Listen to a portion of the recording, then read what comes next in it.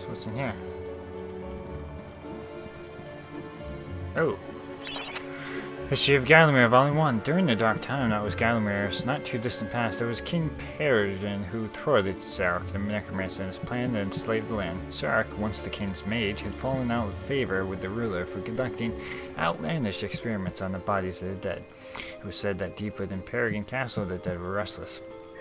The dead are to be honored, not kept as playthings for chemists, declared King Peregrine as he banished Zarok from the castle. All of Zarok's living dead were rooted out and destroyed. Zarok, being an unforgiving soul, went into hiding and vowed to wreak his revenge on the king. Rumors of ill-doing and dark deeds abounded through the land of Gallowmere. It was whispered that Zarok had employed the aid of shadowy demons to help build a vast castle. Under the cover of night, Zarok's dark army spilled forth from the corrupt haven. The army marched south across the Silver Mountains and through the Silver Woods. Soon afterwards, even the pumpkin lands belonged to Zarok. The folk of Gallomere's town cried out for help. "Save us, good King Peregrine." Retaliation was swift and violent. King Peregrine's forces, led by the brave Sir Fortescue, drove out Zarok's army back from Gallows town. There was much rejoicing, but the war was not over. News that Zarok's army had now taken the floodlands caused much concern. From this vantage point, Zarok could march west to take the enchanted forest. This sacred place would prove a bitter defeat if it fell into the hands of the evil sorcerer. It was Sir Dan Fortescue who once again led the king's militia to rid the demon host from the land. Yet the evil wizard was cunning and had prepared an ambush. A titanic battle ensued of which history had never seen the like. They said that the day would have gone to Zarok, but if it weren't for the skill and valor of one man, Fortescue, who led the charge deep into the massive ranks of the undead. Felling Zarok's bodyguard, the fearful Lord Cardark, and before finally some coming to his own mortal wounds, slew the treacherous sorcerer with a mighty sweep of his sword.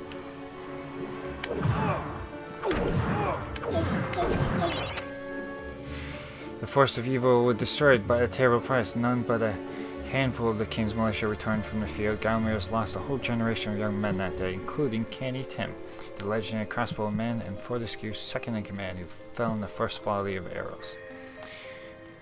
Zarok's body was never found, though if it lies unmourned in an unmarked grave, then no one in Gallowmere would shed a tear. The shadow demons that had fallen under Zarok's banner were unnatural creatures that did not belong in the world of mortal men. The king declared that they be banished and entombed under the pure earth of the enchanted earth. Imprisoned within an impregnable box of the king design, the demons were buried deep underground. The tomb was sealed with a magical device that's since come to be known as the Shadow Artifact.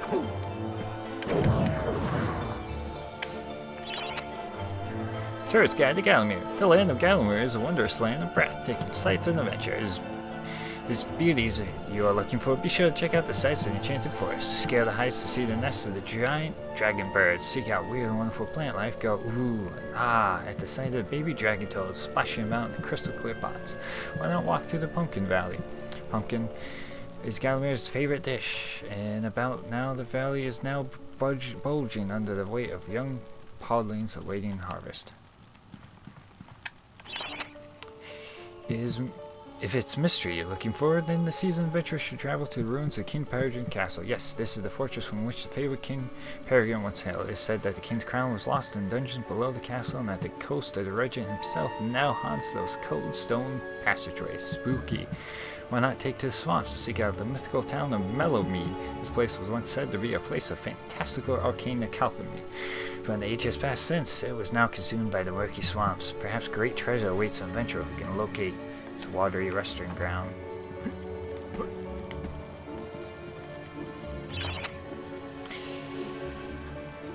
Chapter 1. In addition to being the strongest man who ever lived, Stainler Iron Hugh was unsurpassed in the skills of blacksmith. He was equally happy pounding on his anvil at home as he was pounding on someone else's head in battle. It was said that his only fear was that the end of the village smithy as the focus of manufacture in favor of more centralized units. As if. Chapter 2. Employing a humble peasant to one of the nomadic tribes from the Eastlands, Breadmath Skullcleaver gathered an army of horsemen and swept over half the civilized world. When he finally dead, attempting a single-handed attack on a garrison in the north, While armed only with the spike on his helmet, he was the richest, most powerful peasant of his day.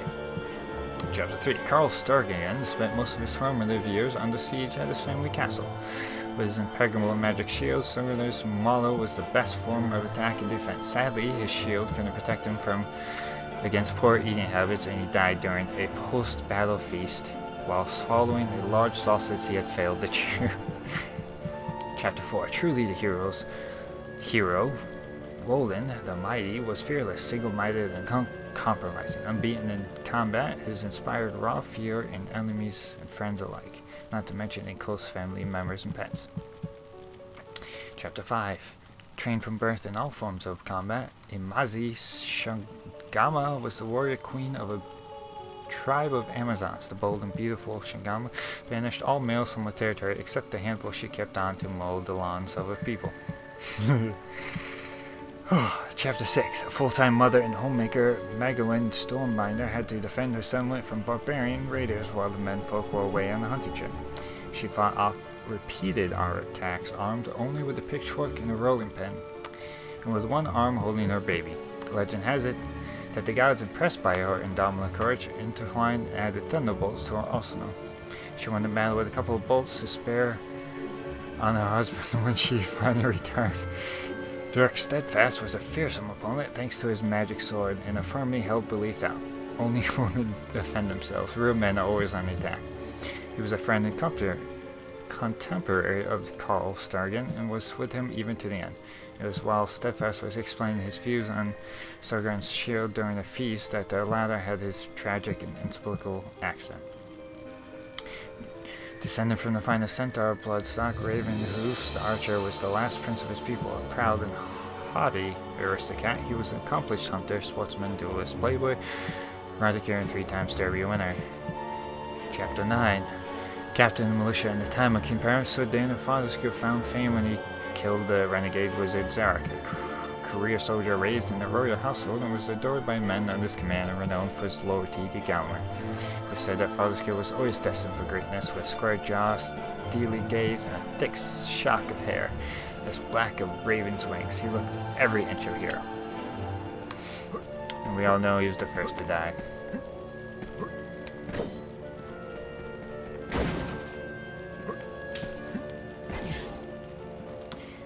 Crucifix class. To whom may concern, I must make haste, for Zarok's men will be here within the hour. I have taken the crucifix from church. It is the key to a key. I used the cross to make the attached cast, then I had it destroyed. It is my hope that this cast falls in the hands of a just and good hero. Signed, the Dalmare. Interesting.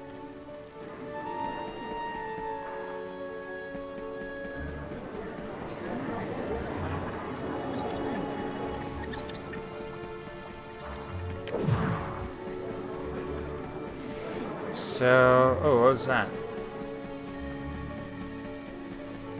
Oh, cool.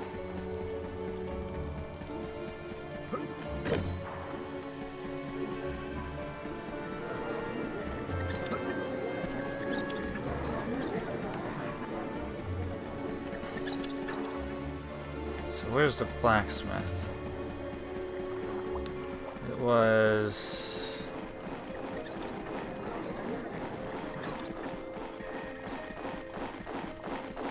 Hey, get back here, you jerk.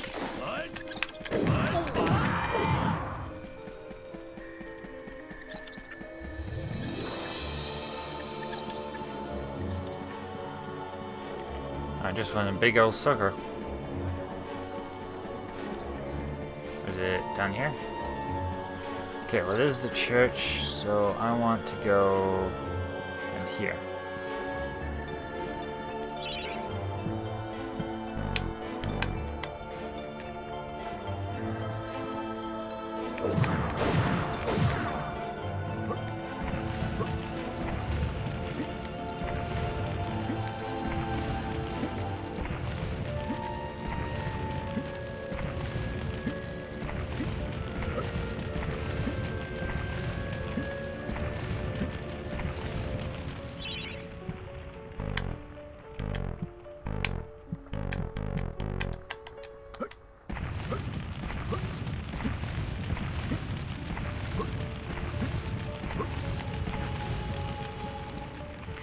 So my question is...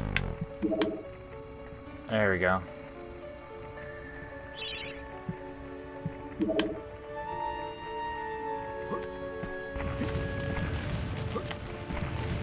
There we go. Now we're smithing like a boss.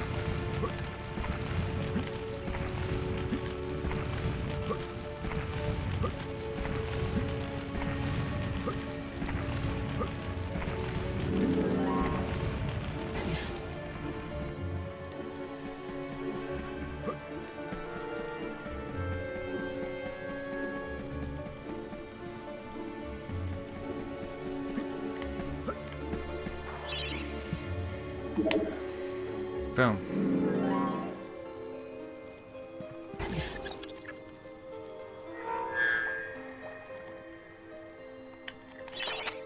Dear Sir or Madam, on my travels across Granmere, I have come across many mysterious enchanting finds. However, that which filled me with deepest dread was the discovery of the Tomb of Shadow Demons, the key to the dark prison. The mysterious shadow artifact is now in my possession. The dress-wearing bully boy, Zarok, will stop at nothing to retrieve this item. I fear that he already knows it is I who possess it. Town Mayor.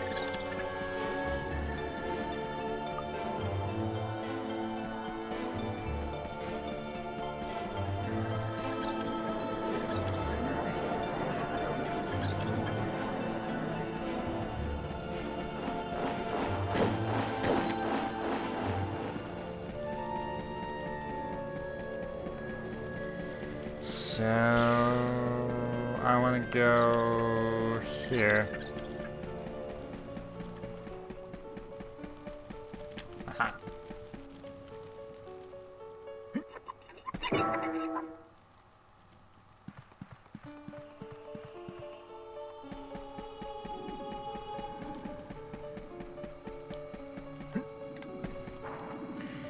So that's over there.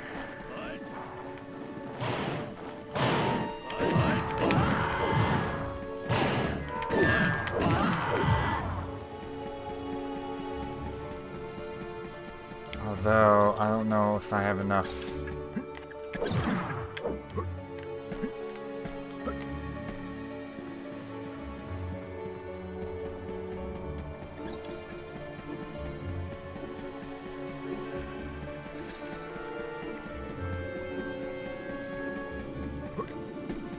Okay, so I figured out how to get to there. I don't know if there's enough guards for me to...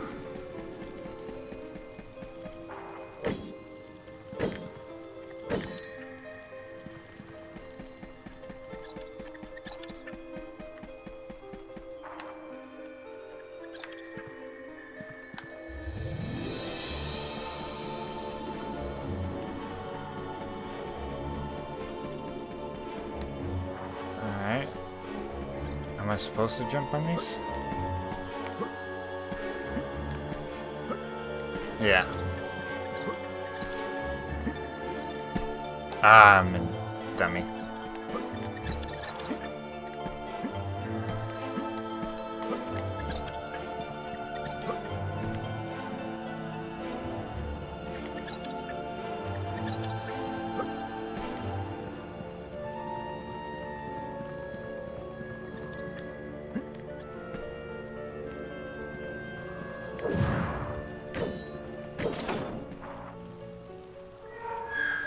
Maybe? I don't know. I'm hoping there's enough. Might have killed too many people.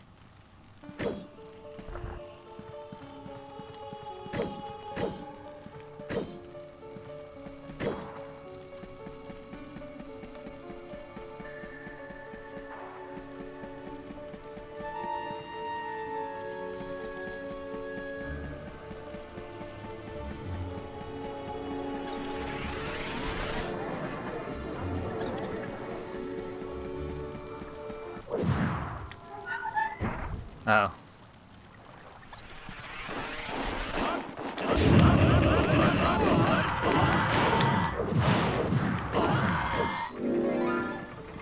Ah, dang it. I killed too many guys. Zarok to his guards. Capture that greedy profiteer of the town mayor. Take him to the Asylum dungeons. Get that fat boy. Good going over. Locate the shadow fact, bring me back something nice. Great. Ugh.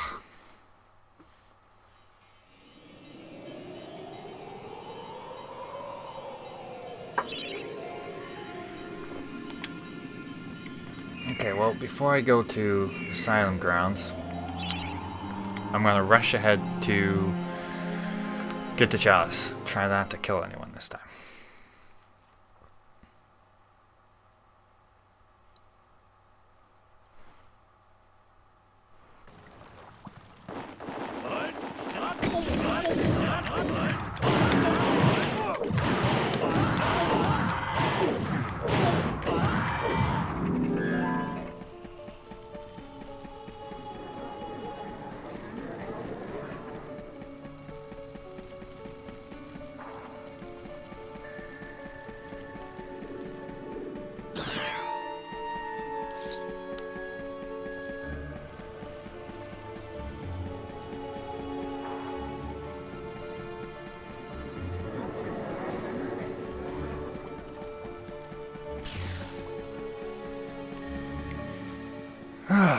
Okay, I found the grail. You had to make sure not to kill any villagers.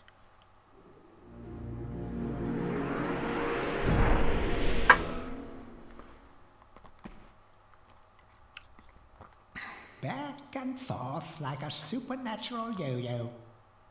Maybe the master will make it harder to find those magic egg cups. Oh, thanks. That's exactly what I want to hear.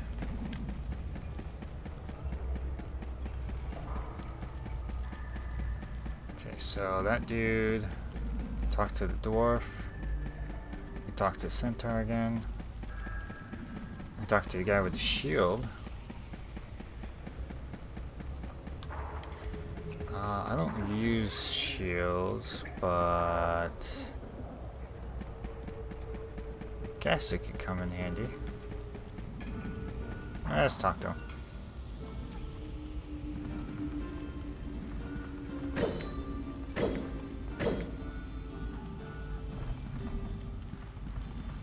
Except, how do I talk to him?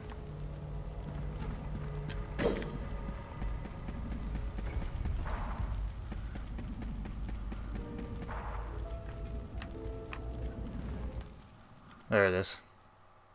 Ah, Herr Fortescue, you are back on the battlefield, yeah? This is good. People say to me, Sturmgard, what do you think of this sword or that axe? But I say to them, nein! Modern warfare is a question of science, the science of shields. I think maybe you should take my shield, yeah? It is magic, Herr Fortescue. Some say it is better to have a magic sword than a magic shield, but I say to you that this is rubbish! So long as you use it properly, the shield will make you invincible!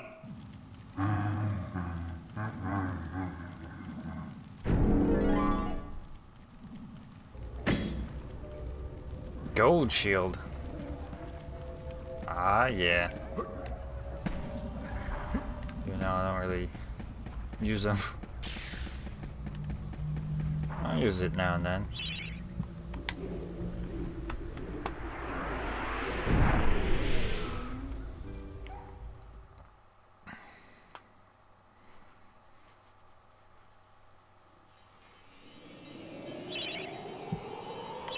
Alright, next time we visit the dungeon vaults, or whatever it's called.